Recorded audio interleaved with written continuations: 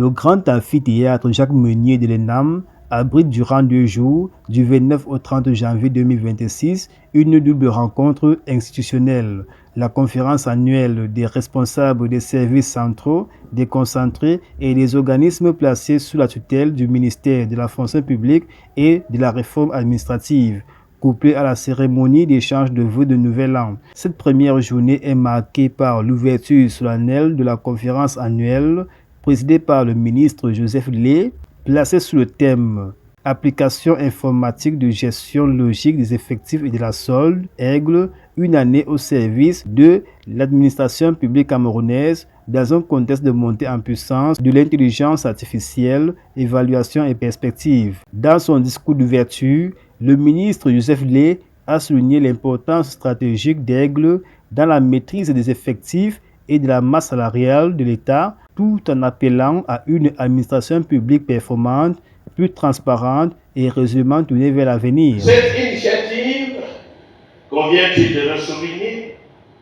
s'inscrit dans le sillage de la ferme volonté du chef de l'État de moderniser l'administration publique et d'en renforcer la transparence et la traçabilité. Le président de la République, son Excellence Paul Biya, le rappelait fort opportunément lors de son discours à la Nation le 31 décembre 2018 en ces termes. Je cite: « Il est indispensable que nous fassions davantage pour intégrer le numérique au fonctionnement de nos services publics et de notre économie.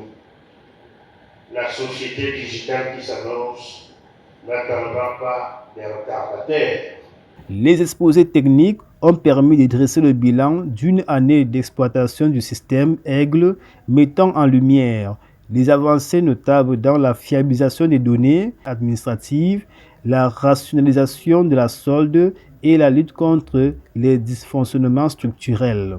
Un accent particulier est mis sur l'intelligence artificielle, présentée comme un levier d'optimisation et de transformation de l'action publique, capable d'anticiper les anomalies, d'améliorer la planification des ressources humaines et de renforcer la prise de décision. Les échanges ont également permis d'identifier les difficultés rencontrées, notamment en matière d'appropriation de l'outil, d'interconnexion des systèmes et de renforcement des capacités, autant de défis à relever pour une administration plus efficiente.